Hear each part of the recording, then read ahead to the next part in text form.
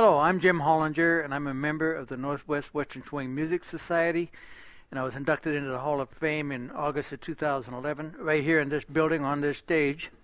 And this is the Auburn Eagles in Auburn, Washington.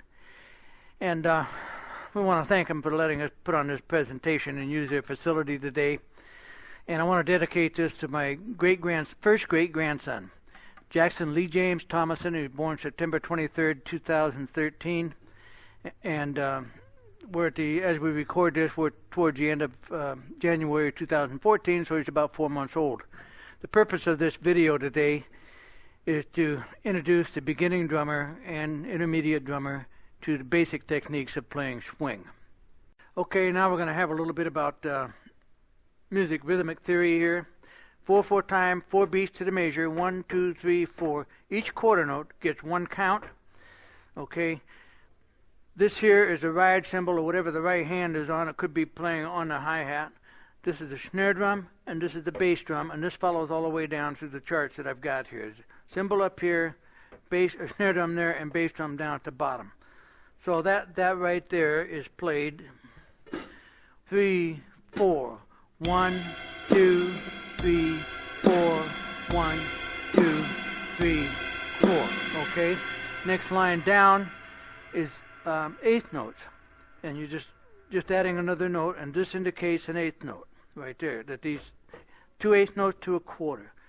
All right, so now I'm going to play the count on that is 1 and 2 and so forth. So it'll be 1 and 2 and 3 and 4 and 1 and 2, like that. All right, and you would hear that in rock, that ride in rock rhythms.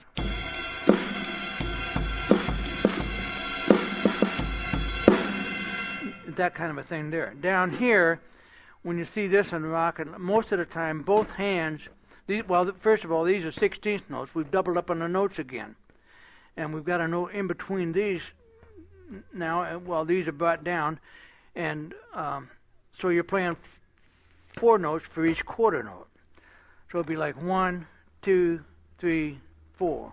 1 E and a 2 E and a 3 and a 4 E and a 1 E and a 2 E and a 3.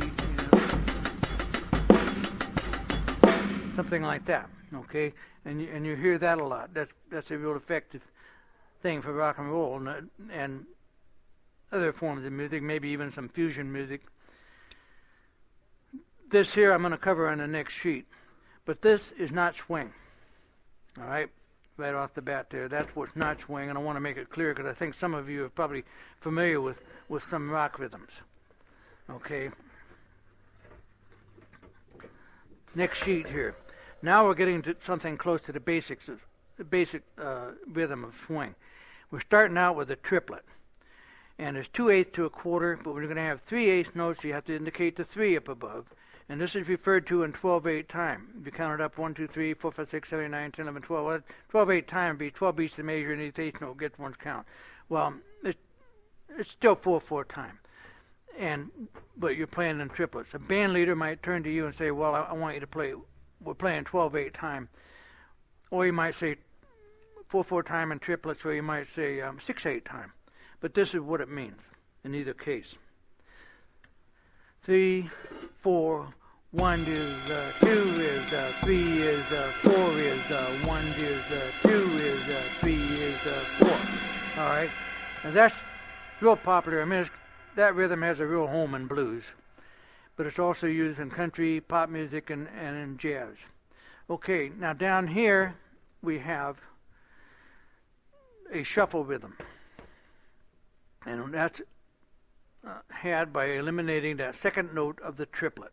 So we're going to play the same thing again. We're going to give it its count. I'm going to say 1 is 2 is, and so on, but I'm not going to play on the is. So it'll be 1 is 2 is 3 is 4 is 1 is 2 is 3 is 4 is 1. Okay, and then to pick that up a little bit. 1.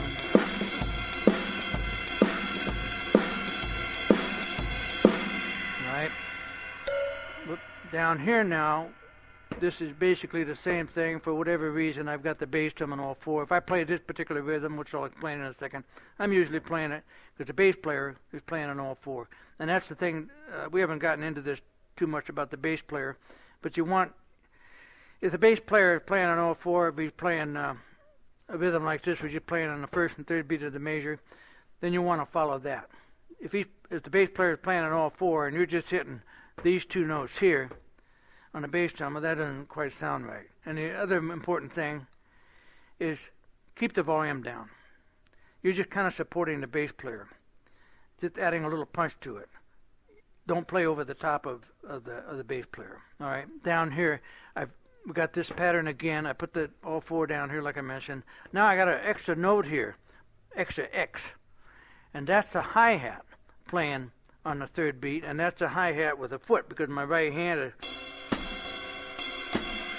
one, two, four. It's like that. My right hand's still on the ride. The hi-hat is there now. So playing that really slow. 1, 2, 3, 4. 1, 2, 3 is 4 is 1 is 2.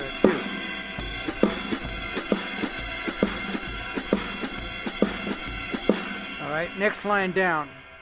Snare drum plays the shuffle, and it plays the same pattern that the cymbal's been playing all the way across.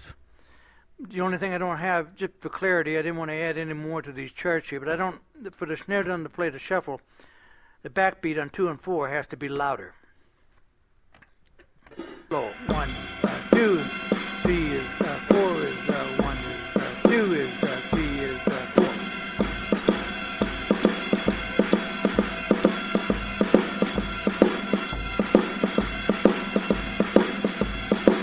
Yeah. Okay. Next line down is the same thing again, but with the bass drum playing the shuffle. The only thing is, it doesn't play the backbeat. That's left alone for the snare drum and the hi-hat on 2 and 4. So with the bass drum playing, that's 1, 2, 3, 4. 1 is 2 is 3 is 4.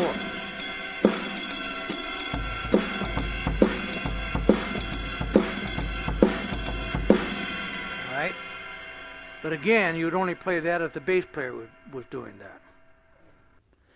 Okay, now we're through with the shuffles as such. We're looking at the last thing I'm going to show you here regarding this in this segment, and this is the jazz swing pattern here.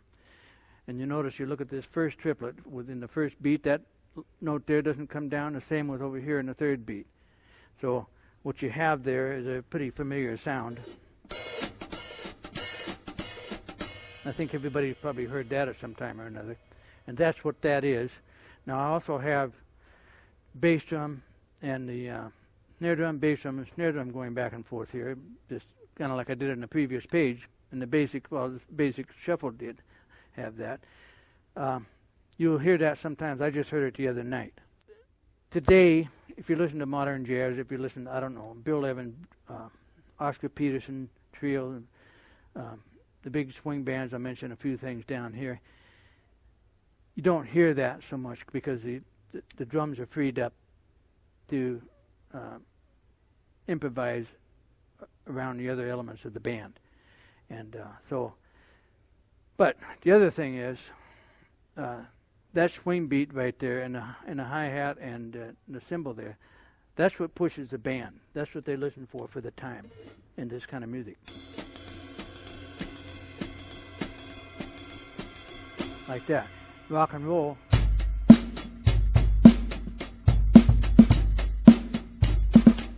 Something like that. That they're listening to that. And so it's a different type of a driving force, and you also lean into the beat a little bit. In pop music, everybody's playing right on the beat. But the rhythm section in jazz and swing music, and whether it's Western swing or a Stan Kenton type band or whatever, they're playing a little bit ahead of the beat. And you'll have to get a teacher to explain that to you. That's something you kind of feel, and it's hard for me to explain that. So that pretty much covers that. If you want to learn more about this stuff and you want to get into it a little bit, David Sanger is fellow that plays with Asleep at the Wheel. And he's been with them for a long time. I think he took a 2-year break to build a studio in his home or something like that. But I think he's on most all of their albums. He's also on the Susie Boggess album, Swing. And that's really worth getting just to listen to it, to see if that's what you like, and learn how he plays. He's really an effective player. Mel Lewis is a jazz drummer. Mel Lewis Sextet is a group that he had, but it's also the name of an album that he had. And he met up with a fellow by the name of Thad Jones, who's I believe he's a flugelhorn player. And they formed the Thad Jones Mel Lewis big band. And I have about 6 or 7 albums. I think I have them all. These guys are really worth listening to. So that ends this segment as far as talking about what swing drumming does and the difference between that and rock and roll. Thank you very much for listening to this presentation today. This segment was intended just to show you the basics of the swing rhythm. And you'll need to get a teacher to carry it on even more. And we're going to have another segment where we talk about playing some fills and playing some drum solos. Something you might be interested in second weekend of August of this year. This Eagles Club here, this is the Auburn Eagles in Auburn, Washington, will host the Western Swing Festival. And people come to this thing from all over the place. So if you're interested in Western Swing and meeting some of the people that have made a living playing it, well then we'll see you there.